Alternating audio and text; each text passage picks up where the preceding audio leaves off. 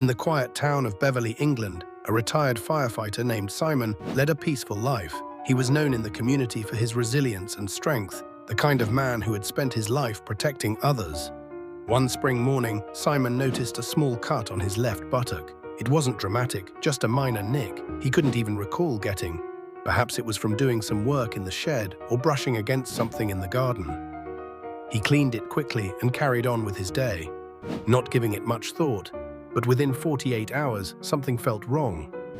Simon began experiencing flu-like symptoms, fever chills, and an overwhelming sense of exhaustion. The area around the wound was now swollen red and painfully tender. What alarmed him most was the pain, deep, relentless, and growing rapidly. It felt far more intense than a small cut should warrant. His wife, a retired nurse, insisted they go straight to hospital. At A&E, clinicians acted swiftly. Simon's vital signs showed he was becoming septic. His blood pressure was low, heart rate high, and he was febrile. On examination, the affected area had begun turning dusky and was spreading quickly. The clinical suspicion was immediate and urgent: necrotizing fasciitis.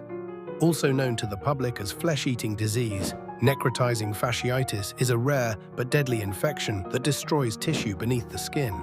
In Simon's case, it was caused by Streptococcus pyogenes, a group A Streptococcus bacterium that can release toxins which destroy tissue and shut down organs in a matter of hours. Although the bacteria are commonly found on the skin and in the throat under the right conditions, such as entering through a break in the skin, they can become lethal. Simon was rushed to theatre for emergency surgery. The surgeons had to remove large amounts of dead and infected tissue, a process known as debridement. He would undergo this procedure more than once.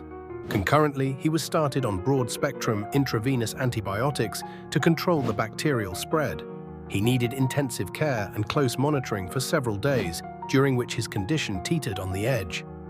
Eventually, with support from a skilled, multidisciplinary team, he pulled through. He would later require skin grafts, a temporary colostomy, and months of physical rehabilitation.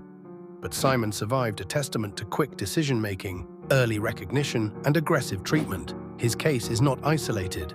While rare necrotizing fasciitis can affect anyone, however, there are certain individuals at greater risk. People with chronic illnesses like diabetes, cancer, or kidney disease are particularly vulnerable. Those with weakened immune systems or who are taking certain medications like corticosteroids or NSAIDs may also be at increased risk. In Simon's case, his age and undiagnosed type 2 diabetes may have contributed. The insidious nature of this disease lies in its early symptoms, which often mimic minor skin infections or viral illnesses. A person might notice a bit of swelling redness or pain around a wound, but the key warning sign is pain that is out of proportion to the injury. As the infection spreads, the skin may blister or turn purple, and systemic symptoms such as fever, confusion, or vomiting can emerge rapidly.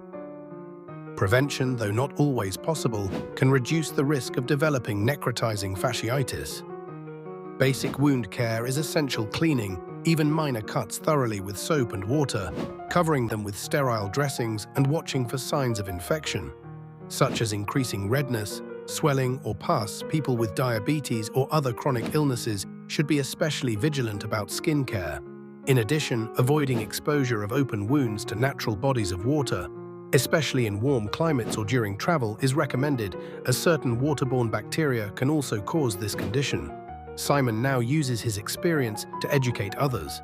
He speaks openly about the importance of listening to your body, not dismissing persistent pain, and seeking medical help early. "If I'd waited another day," he often says, "I might not be here." His message is clear.